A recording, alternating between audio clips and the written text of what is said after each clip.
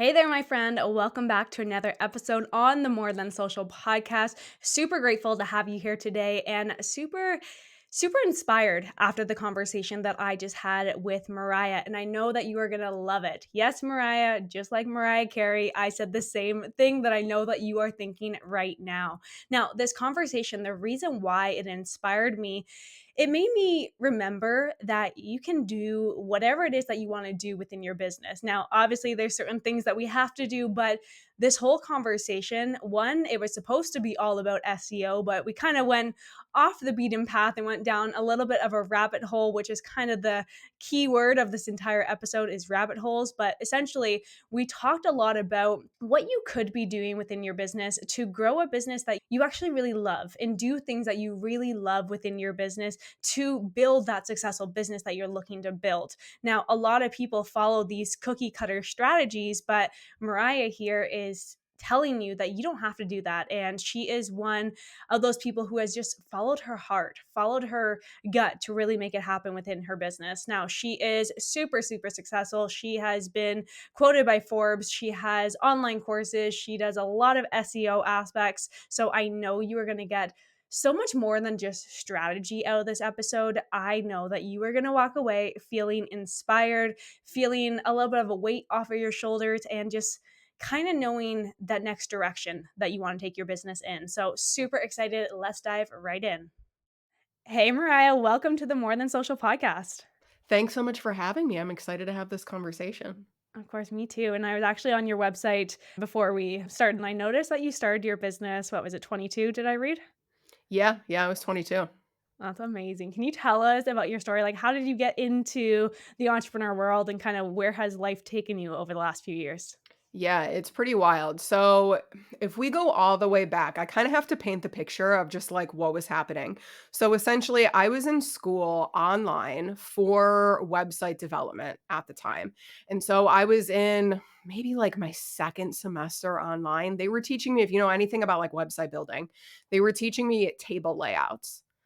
And I was like, "This is already outdated. Like, this is gonna be aw like, this is awful." So, I had that, and then at the same time, I ended up getting this job in an office, and they ended up wanting to train me in all of these departments so that I could cover everybody's, like, vacation and whatever, and I thought it was a big girl job because, I'm, like, 22 at the time, and I'm just like, Mhm. "This is a big girl job, I have insurance," and, like, all of that stuff, and I lasted 6 weeks. And basically, it was like the position that they were teaching me was bookkeeping, and so I had to go into the bookkeeper's lair, right? Like her, like, back office, like, kind of hidden away from everybody, and they're like, "Okay, now you're gonna learn accounting," and she's walking me through everything, and she was like, "You're gonna do this tomorrow."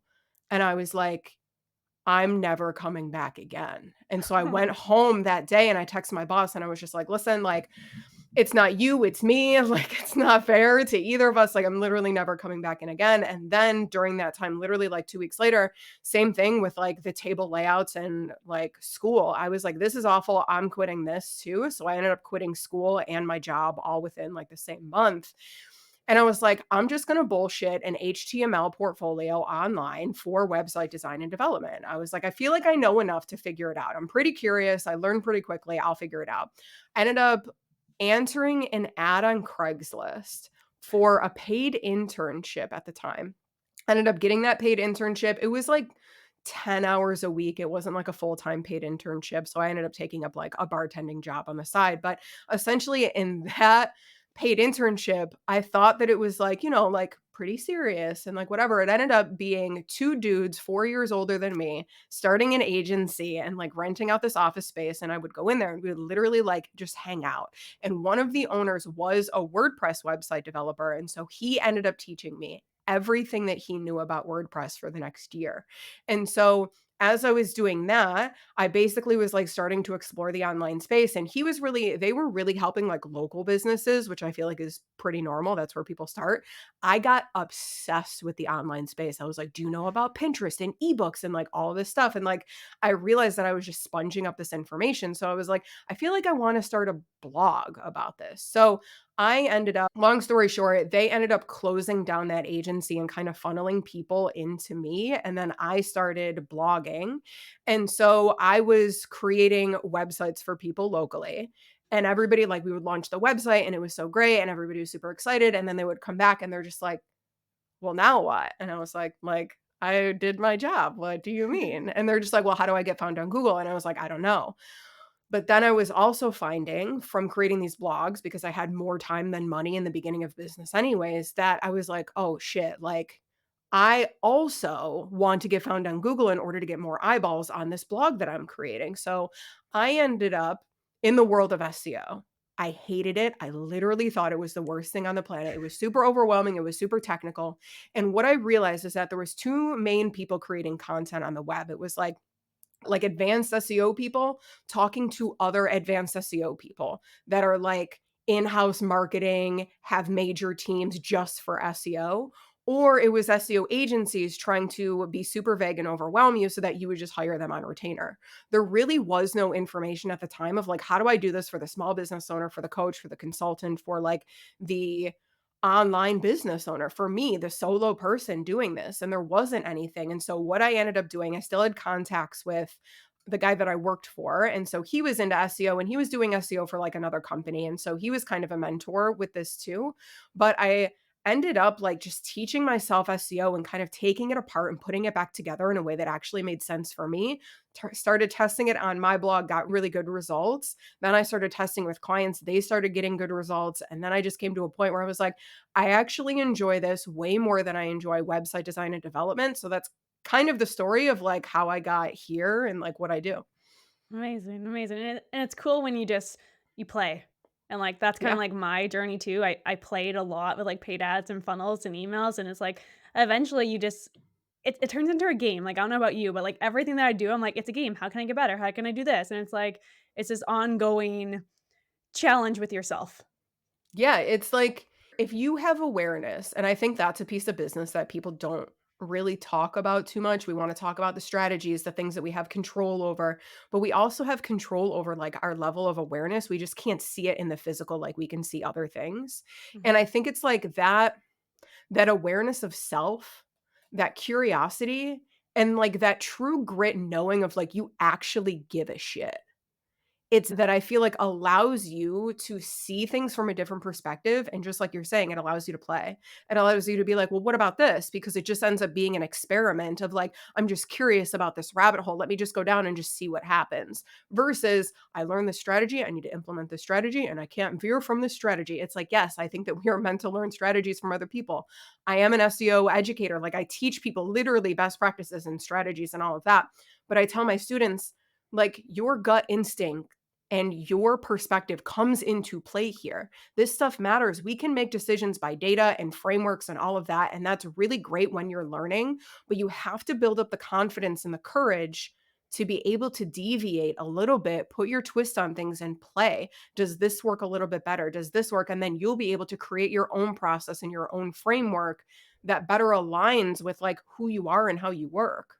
Yeah, no, absolutely. And like every single person is going to have a different strategy at the end of the day. And it's because they've, I mean, I'm not going to say every single person, but the majority of people eventually they find their process, their strategy. And it's like because they've taken pieces from a bunch of things that they've learned and then they figured out what works for them. And like that can be something that's going to be different for you and different for me. And we could do the exact same thing. We don't, but just in that case, and we can still get the same results. And that, to me, that comes back again to that playing in that game eventually at the end of the day. It's like, how do you play Monopoly? How are you gonna get the most houses? It's like, Truly.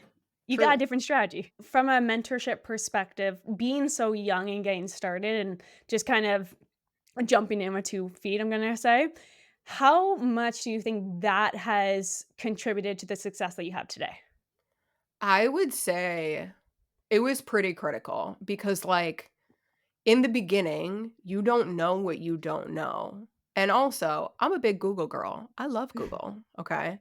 But, like, going to Google certain stuff to get feedback on a specific situation that you need, just to have that, like, one-on-one support is wildly beneficial, but you have to have the awareness of yourself. You Mhm. have to be really strong because otherwise what happens, and I've seen this like later on in my career when I would hire coaches and stuff like that of like, and then you think that you have to change everything that you're doing and everything that you are in order to become this person because they're doing something that you enjoy, but it's like it's not about becoming that person. Do you know what I mean? So I feel like it's Mhm, like we have to have the awareness so that we can kind of bridge both of them because I think that they are wildly beneficial at like creating a foundation and kind of creating security in your mhm, career of like having somebody to bounce ideas off of and like, yo, if I'm in a sticky situation, can I just ask you a question type thing? mhm. But then also, like, you have to remember that you're building this business for you. You're the one running it day in and day out. Your perspective and how you operate matters more than emulating their business and their structure. Yeah, yeah, you're not necessarily getting a mentor, but to become their clone. Yes, exactly, Yeah, exactly. and And it's I like think that it can happen very easily. very easily, but then it's also like there's so much information online. So I feel like there's two types of people or two types of entrepreneurs. It's either, okay, you're over here and you're gonna just Google the crap out of everything and try to learn it yourself, or you're gonna get a mentor and then you need it, like you said, you're gonna become a clone, or you need to make sure you have that awareness to not become that clone. I find if you have a mentor, you're gonna get things done a lot quicker versus trying to figure it all out by yourself. But you mentioned that you have a lot of curiosity, so do I. So it's like it's so easy just kind of even get down those rabbit holes and just learn and learn.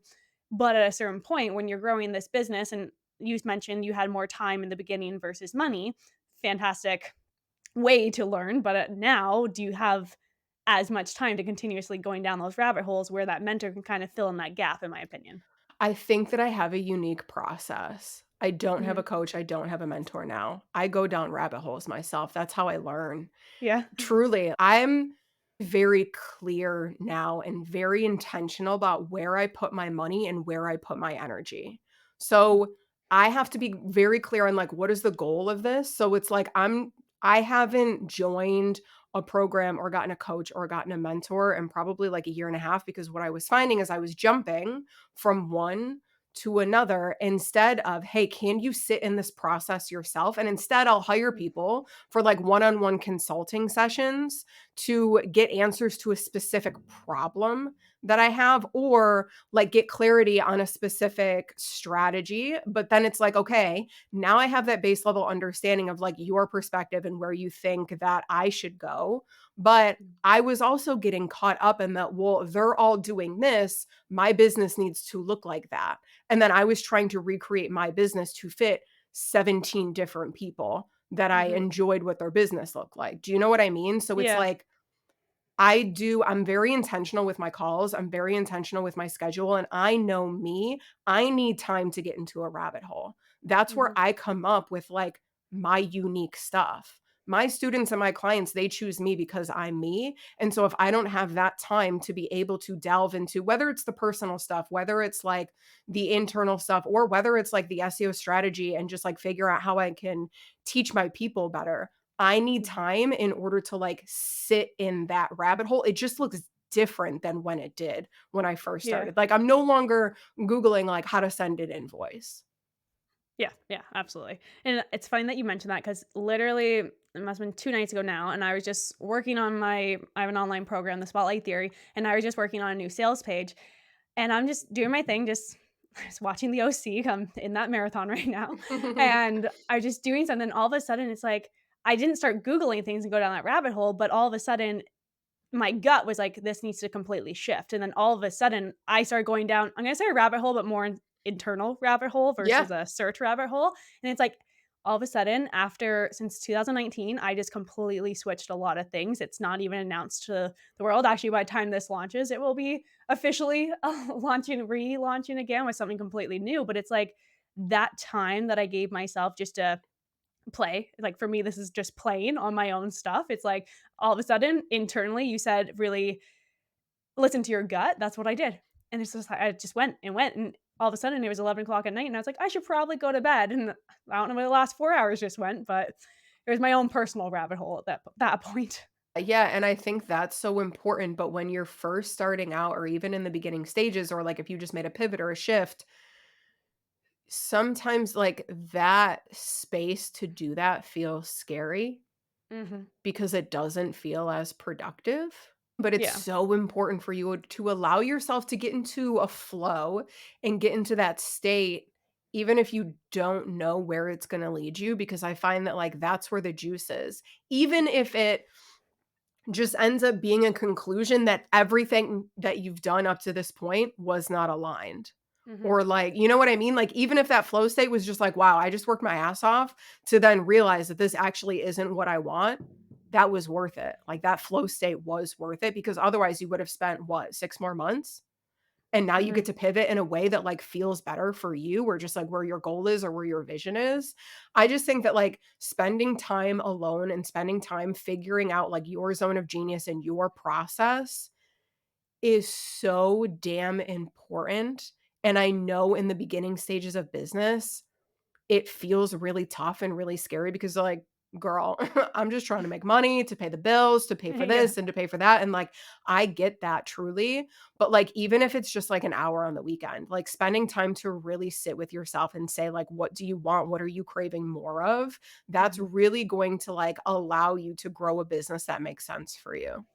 And that's the fun part of business. I love my clients, I love what I do, and I'm sure you could say the same, but it's like, that is just us implementing what we're doing all the time and what we know, but to me, it's fun to just sit there, get inside your business, and just see where things are, see where you wanna change, see where you wanna tweak, see where you can actually grow. I've been in business now for 9 years, and if I said that when I first started my business, I'd be like, "Oh, no, I need a structure, this is the way it's gonna Yep. go, and this is nothing's gonna tweak ever, or I'm a failure," and it's like, all of these changes, all of these shifts, no matter where you are within your business, getting started 5 years in, 10 years in, even I'm sure when you're in 20 years in, you're still making these tweaks. You're still shifting, you're pivoting based on how your company is, but also what's going on in the industry. Yeah, I think people do get nervous to change. It's human behavior, right? Change is scary. I think that having the flexibility that we do when we do run our own business, it allows our business to evolve as we evolve. And I think that's the only way that the business is going to continue to be sustainable. I can't run the same business that I started. It just doesn't align with me.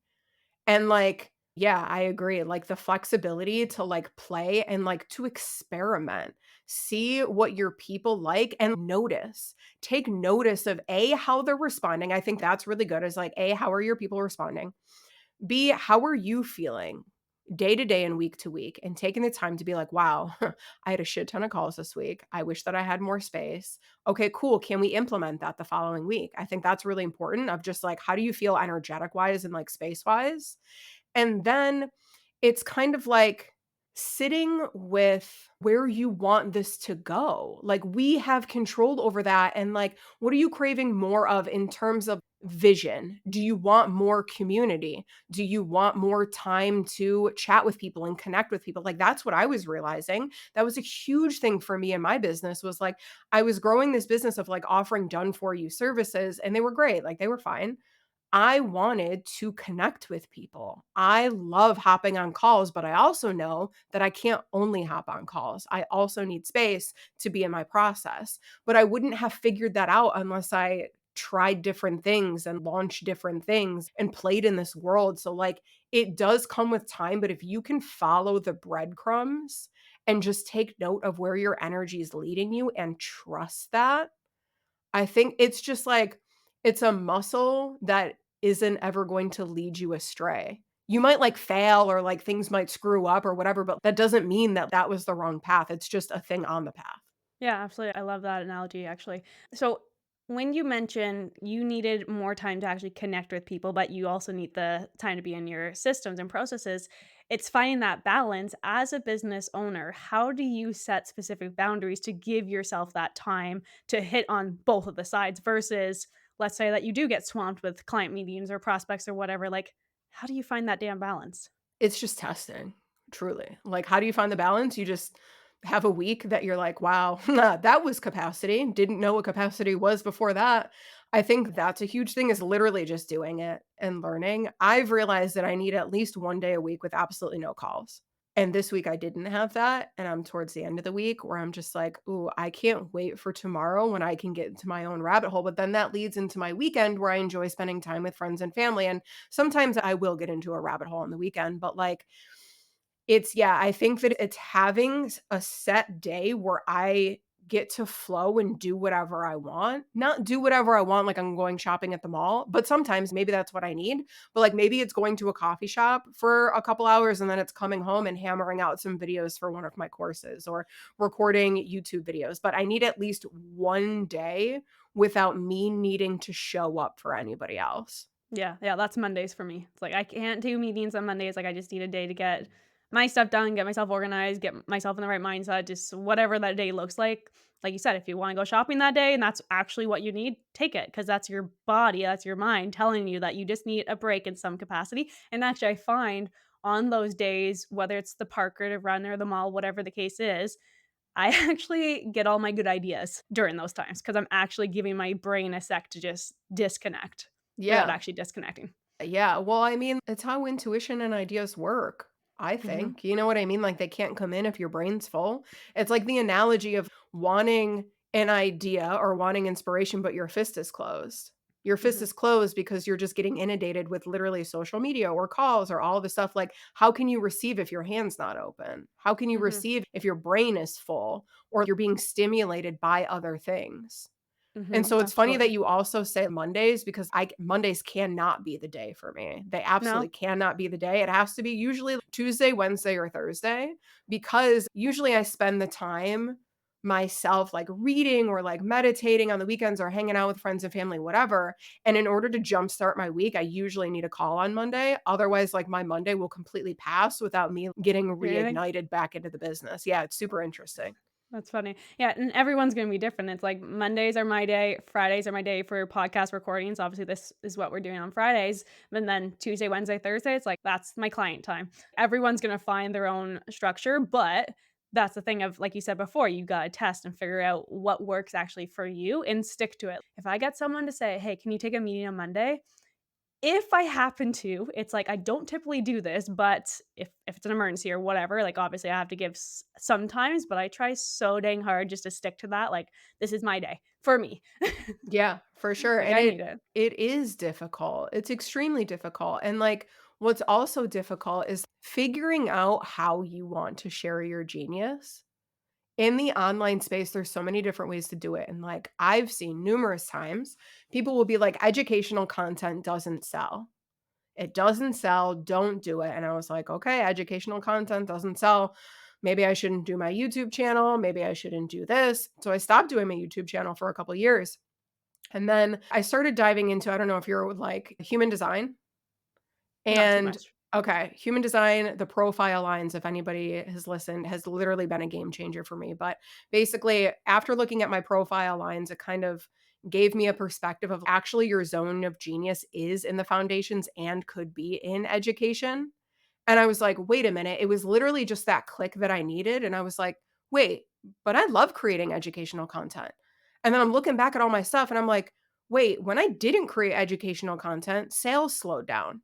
But when I did create educational content, they ramped up." I was like, "Wait a minute." So then I started that's when I recommitted to YouTube, and, like, YouTube has been amazing for my business ever since, and that's when I started, like, teaching live workshops, and my audience loves them. I love them. Like, when I really allowed myself to step into educating and, like, switching that perspective of, like, educational content doesn't sell. Yeah, it might not for a lot of people, but, like, it does for me.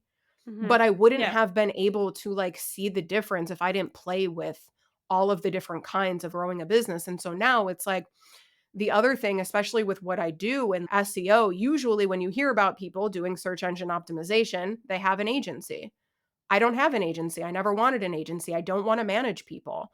And so, okay, well, how can I stay in my zone of genius of educating and consulting? I'm a really good problem solver of like popping in and then popping out. I don't want long term retainer projects. They're not fun for me. They drain me. Okay, so how do I build a business around my zones of genius, what my clients like for me, and what I enjoy doing? And then that's how I ended up creating my business model of like, I have consulting containers and then I have education and workshops and courses and stuff like that. But like, if I would have gotten into the industry and not played and not experimented and not gone down like rabbit holes and ended up finding human design and all these other things that like I use to be able to see myself from different angles, I would have been creating probably an SEO agency that I hated, and then I probably would have gotten burnt out, and then I probably wouldn't be in the online space anymore. And so it's like in so many different ways, we have to run all of these things through our own filter.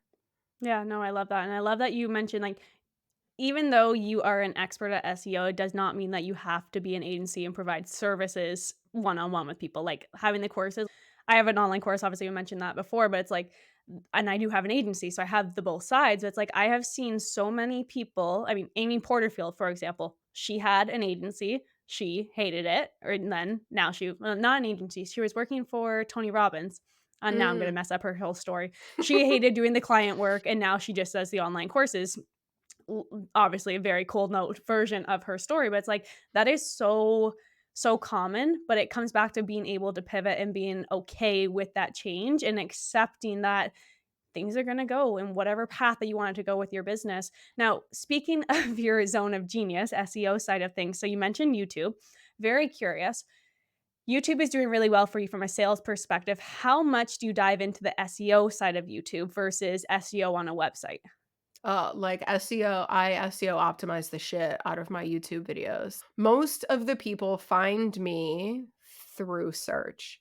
So my YouTube videos will show up on Google search and they'll show up in YouTube search. Not all of my videos are created around search keywords, but my entire channel basically as a whole, the videos have been inspired. Well, the videos have been inspired mainly from like questions that I get from my clients, things for my courses, and what I wanna create a video on. I feel like a lot of people creating on YouTube are like, "Oh, man, I need to create this video because that's what people expect from me, and they like this style, and they want me to do this." I'm like, "No, if it doesn't feel fun, I'm not creating it," like, point blank.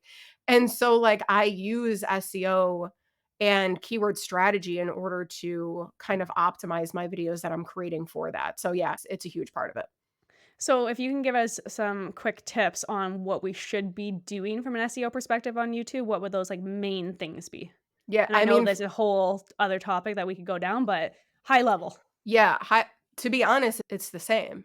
It's basically the same. It's the same for Google, it's the same for YouTube, it's the same for anything. It's what are the words that people are going to be searching in order to connect your content to those words? Because keywords are the piece of the puzzle that connect your website or your YouTube video with the searches. You have to find the words. And so a lot of people will just create, and here's the thing, like I do think that I'm in a unique arena for YouTube. Like, I create tutorials. Tutorials are my shit. I love them. They are super easy. I don't usually create like talking head videos explaining, so it's easier for me to do keyword research because that's usually what people are going to YouTube for a lot of the time when they're searching as a tutorial for things, at least like in my business, but it's keywords. You have to get clear, what are people looking for? And the other question, whether you want to show up on Google or YouTube, is this a really good solution for them? Like, you have to take yourself out of it. It's not really about you at this point. It's about them. And so it's like, if you want to get on the front page of Google, for instance, like, is this the best solution to the problem? And can you portray that to Google? It's the same thing for YouTube. Is this video a good solution to the problem? And can you portray that to YouTube? And engagement. Do you have like an intro or a hook and like all of those things and like a good thumbnail? Engagement matters a little bit more on YouTube because they're videos. Engagement also matters a lot on Google because let's say that you do show up on the first page of Google. People click on your result, head over to your website. It's awful. The user experience is bad. Maybe it's slow loading. Maybe you're not answering the question. You hit that back button. Google sees that as pogo sticking and like you'll end up dropping out of search results. It's similar to YouTube. If people end up, they don't watch your video for an extended period of time or they just go through the intro and then click the back button, YouTube and Google, like these search engines take note of user experience of these things. So we really have to be honest. You can't just toss a keyword in there and be like, "Wow, I'm gonna rank at the very top." And then Like, talk nothing about it. yeah, like, Yeah. that's not the way that it goes, and A, you're just gonna create a shitty reputation for your stuff, and then you're gonna be wasting time doing keyword research. Like, you have to be really honest with this stuff. So from a research perspective, how do people find the right keywords? So, it depends, like, in what arena? We talking YouTube or Google? Let's talk YouTube, just Uh, because I'm very curious about that one. okay, so I use a keyword research tool, TubeBuddy. It's my favorite. That's the one that I use. But essentially, like, and there's a ton of them. You don't have to use that one. I love it. And I do have a YouTube video on it, like if you just want to see kind of like how it works, but you just start typing stuff in. That's it. You know what I mean? Like, there's a huge brainstorm piece of it, of what kind of content you create. Like, you're not gonna just be like, "I wanna show up on YouTube. What should I create?" You're probably gonna go into it being like, "I have an end goal. How do I drive people to this end goal? What pieces of content make sense?" So then maybe you're looking at competitors or other people in the industry. What videos are they doing? Are they showing up when you type into things? You can also take a look at like the drop down auto suggest. So as you're typing things into, regardless of the search engine platform, Google or YouTube, if you're typing those things in, take note of the drop down options. A lot of people think that those are based on your search history. They're not. They're based on like what that search engine thinks you're going to type in, because of how other people also are typing things in and like will try to auto complete it based on popular searches. But you get into a rabbit hole, essentially. It's all about rabbit holes, this conversation, which is It's all actually about rabbit holes. yeah. I'm like To the take queen away of rabbit holes. anything yeah, take Yeah, away anything from this episode, go down that rabbit hole. go down the rabbit hole. That's what Mariah is her end goal is to teach us that.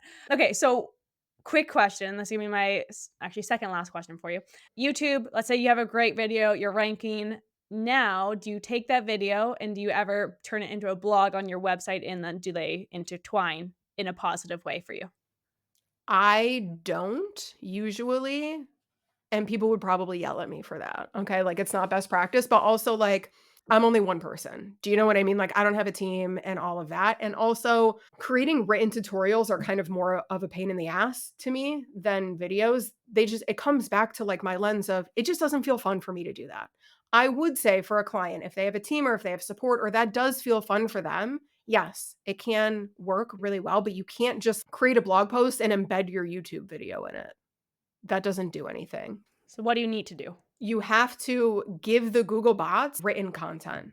Okay. It would essentially be a blog post with also a YouTube video embedded in it. It's Oh, not a you meant, like, don't just have a blog, only put the video, like, make sure that yeah, it's and actually then have talking like okay, yeah, 2 gotcha. sentences that's like, "Check out this video to learn how to sign into your WordPress account." No, that's not very helpful. But if you could create like a blog version of what you said in that video, so you can use the transcription, you can use AI, there's so many different things that you can use, and then you can optimize that blog post to show up on Google. That's great. Google actually really likes it when you embed YouTube videos into blog posts because it's multimedia. And so it gives the user a written format and a video format. So Google's like, oh, you're serving the problem in numerous ways, essentially. So yes, it can be beneficial, but you have to look at it from a blog post first, not a YouTube video and an explainer. Does that make sense? Gotcha, gotcha. Yeah, no, absolutely. I, misunderstood what you said originally, that's why. Not just having the video, make sure there's the actual text. Okay, amazing, and then I always ask this on my podcast, if you could give one piece of advice to a fellow entrepreneur, it does not have to be SEO related, rabbit hole related, unless that's your advice, what would that advice be? I feel like it's just going to be a regurgitation of what I already said, but like get clear on like what the hell you want to do. What do you want to do and how do you want to show up? I think that's a big one, especially for visibility. There's so many ways to get visible. So many ways. You could have a podcast, a YouTube channel, you could do blog posts. You can just do word of mouth. Us online people forget that like you know that people sold things like before the internet? Word of mouth and referrals and connections work really well. And so, like, if you don't want to create content, then don't create content. As a business owner, you only have so much time, so much resources. And I think that if we bring in energetics, I think that your energy is aligned in certain ways. I think that's why some things work really great for some people and don't work really great for others because, like, their energy is aligned with it. And so I think it comes back to what are your strengths? What are you really good at? And what do you enjoy? You can't just look at one or the other. So Mhm. look at No, I both of love that. them, see what overlaps, and then allow yourself to explore visibility from that angle. This is so nuanced, but like, I'm not saying that means that, like, okay, now we only grow our business in our comfort zone. No, there are different levels to things, but I'm talking about like big perspective here. Take a look at like your strengths and your like what you actually enjoy doing and allow yourself to play there first. I think that if I would have known that from the beginning, I could have saved a lot of time. Nobody And ever the thing told me is, that. Everybody always said, grow your business this way and gave me a framework or a business plan instead of like allowing me to do the like internal reflection. that's the thing is, like, especially with, like, in the online world, you see what other people are doing, so then you have this pressure, I'm gonna say in a certain sense, that's what you should be doing, and it's like, you don't have to do it. There's so many ways that you can do it, like you said, and it's like, I love the fact like, one thing that I'm taking away from this episode is you like to do what you want to do. And that's at the end of the day, if it's not feeling good for you, you don't do it. So good on you for doing that. I really appreciate this conversation. And I'm sure so many listeners are like, "Ah, thank you for like taking that weight off of their shoulders that they have to do all the things when you don't have to do all the things." Yeah, thank you. I appreciate that reflection. And if you would have said that to me 7 years ago, that wouldn't have been true. Do you know what I mean? But like I've allowed myself to play in the space and I've been extremely honest with myself, what I want, and then allowed myself to move towards it. And don't get me wrong, there are still shit that I have to do. Like, do you think that it's fun for me to like hang out with my bookkeeper and answer like I literally don't want to think about that stuff. I really don't. Or like it's fun to create a sales page for a workshop.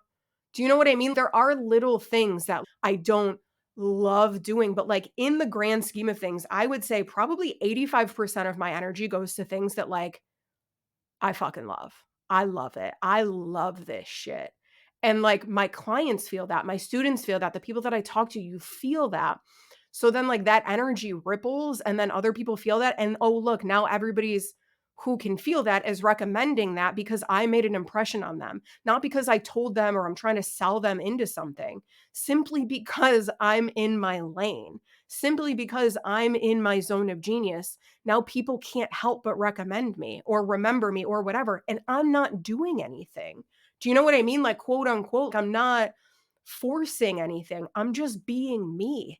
I'm saying what I want to say in a way that feels good for me to say it and to have conversations that feel really nourishing. And I'm staying in my lane and helping my clients in a way that feels good. And I'm teaching things on YouTube in a way that I want to. So it's like, yeah, if you get one thing from this episode, please just get really clear, even if it's not clear right now, 1% clearer on what you want. And if you can't figure that out, all of this started from what I didn't want.